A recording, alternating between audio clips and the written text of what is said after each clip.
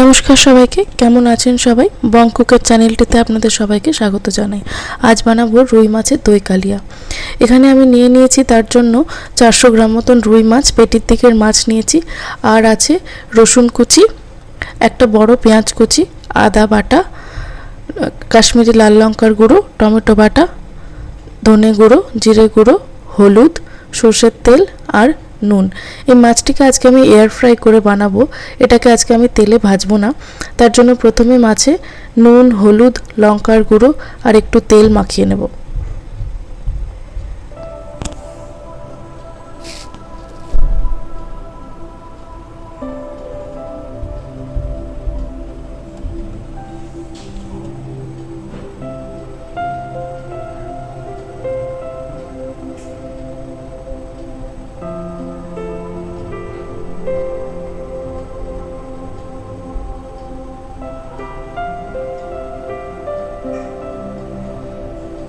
এবারে এয়ার ফ্রায়ারের টেম্পারেচারটা প্রথমে একটু প্রিহিট করে নিতে হবে।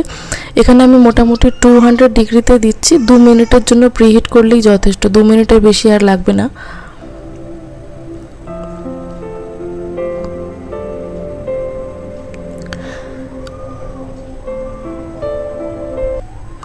প্রিহিট হয়ে গেছে। এর মধ্যে আমি একটা বেকিং শিট দিয়ে দেব, তাতে মাছগুলো তলায় চিটিয়ে যায় না বা ভেঙে যায় না তুলবার সময়। এখানে মাছগুলোকে একটু জায়গা ফাঁকা রেখে রেখে সাজিয়ে নেব।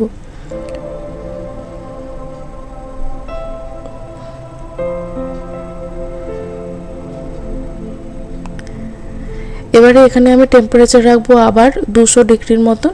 তার মধ্যে টাইমার দিয়ে দেব 10 মিনিটসের জন্য। 10 মিনিটসের মধ্যে এটা একদম কুরকুরে ভাজা হয়ে যাবে, মনেই হবে না যে এটা তেলের মধ্যে ভালো করে ভাজা হয়নি। এরপরে আমি কড়াই বসিয়ে নিয়েছি। কড়াই দিয়ে দিচ্ছি সর্ষের তেল। সর্ষের তেল মোটামুটি 2 বড় চামচের মতন দিতে হবে। এদের মধ্যে দিয়ে দেবো রসুনের কুচিগুলো।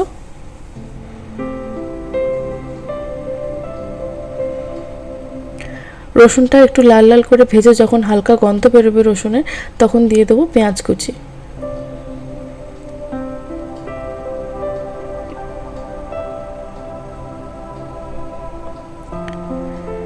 পেঁয়াজ কুচিটা হালকা লালচে হয়ে ভাজা হয়ে গেলে এর মধ্যে দিয়ে দেব নুন,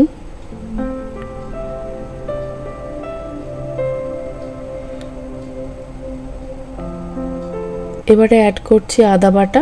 আদা বাটা এখানে বড় চামচের 1 চামচ রয়েছে।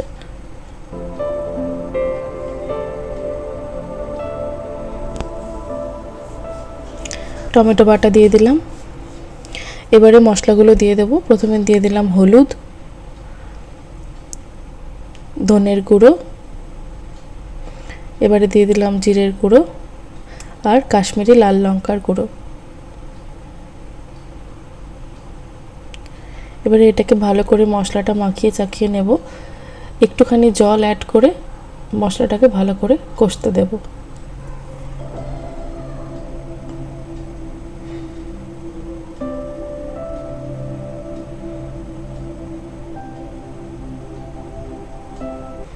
একটু ঢাকা দিয়ে দিলাম, এতে তাড়াতাড়ি কষা হবে এবং তেলটাও বেরোবে।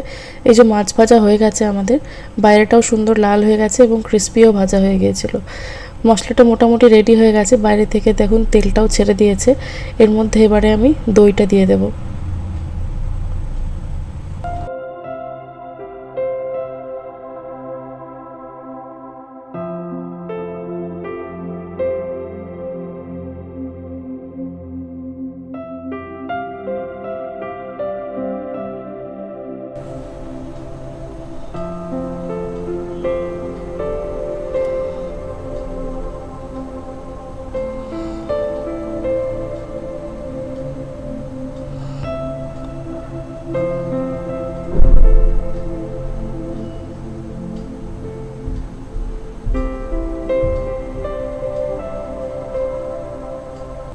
এর মধ্যে আমি চিনি দিয়ে দিয়েছি আর একটু জল দিয়ে দিয়েছি। এবারে মাছগুলো উপর থেকে দিয়ে ভালো করে ফুটিয়ে নেব। 3টে গোটা কাঁচা লঙ্কা দিয়ে দিচ্ছি। এগুলোকে আমি চিড়িনি, যদি ঝাল হয়ে যায় গোটা গোটাই দিয়ে দেব এবং যার যেরকম ঝাল প্রয়োজন সে ভাতের সঙ্গে মেখে খেতে পারে। এটা মোটামুটি হয়ে এসেছে। এবার একটু ধনেপাতা দিয়ে মোটামুটি 5 মিনিট মতন ফুটিয়ে নিলেই আমাদের সবজি তৈরি হয়ে যাবে।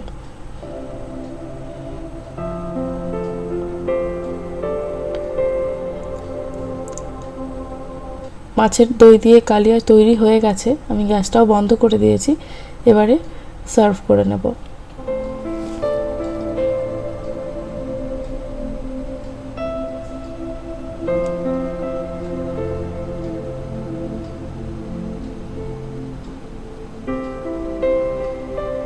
আপনাদের যদি রেসিপিটা ভালো লাগে একটা লাইক করে দেবেন।